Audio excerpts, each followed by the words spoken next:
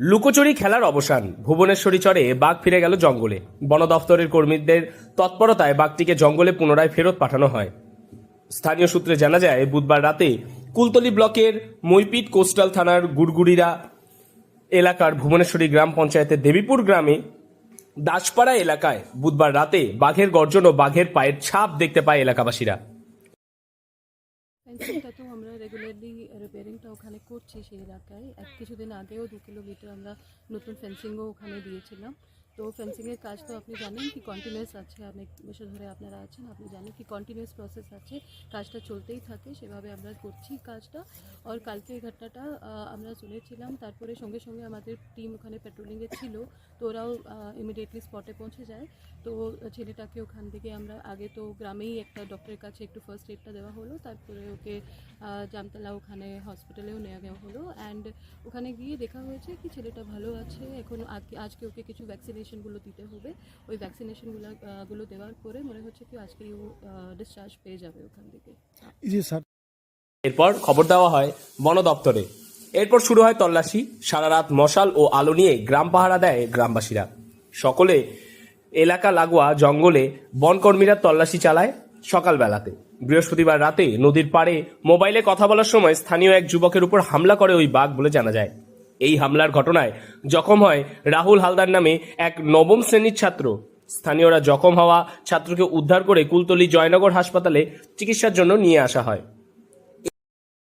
Tiger ট্রেনটা start হয়েছিল, তারপরে ডিপার্টমেন্টের উদ্যোগ নিয়ে একটা টাইগার ট্রেন, লোকাল আমাদের যে গ্রামের লোক আছে ওনাদেরকে নিয়ে এই টাইগার ট্রেনটা তৈরি করা হয়েছে। ও টাইগার ট্রেনটা আমরা দেখেছি কি প্রত্যেকবারই যখনই এরকম কোনো ইনসিডেন্টসটা হয় তো ওরা প্রত্যেকবারই আমাদের সঙ্গেই থাকে।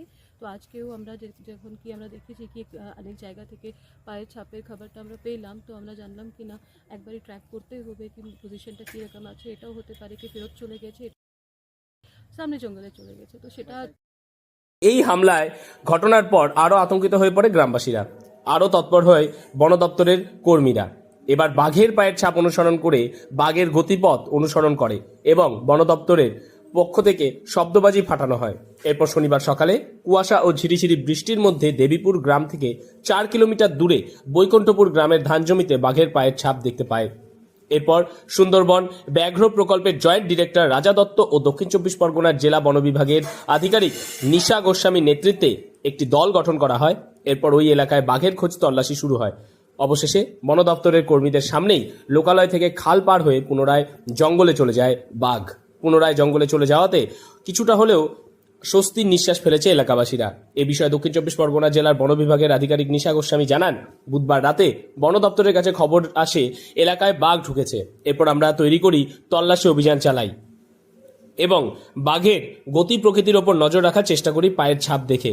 পাশাপাশি জঙ্গল লাগোয়া যে সমস্ত লোকালয় রয়েছে সেই সমস্ত লোকালয়ে জাল দিয়ে ঘিরে রাখার প্রক্রিয়ায় ইতিমধ্যেই শুরু করা হয়েছে। বিভিন্ন সময় জাল ছিঁড়ে যায়। এই ছেঁড়া জাল থেকে খাল কিংবা নদী পেরিয়ে লোকালয়ে ঢুকে পড়ে বাঘ। এরপর আমরা এলাকাবাসীদের আশ্বস্ত করছি আর কোনো ভয়ের কারণ নেই, বাঘ ফিরে গিয়েছে জঙ্গলে। বাঘের পায়ের ছাপ দেখে আমরা ওই বাঘটি বাঘিনী কিংবা বাঘ সেটা জানার চেষ্টা করছি। দক্ষিণ 24 পরগনা থেকে সুমন সাহার রিপোর্ট, লোকাল 18 বাংলা।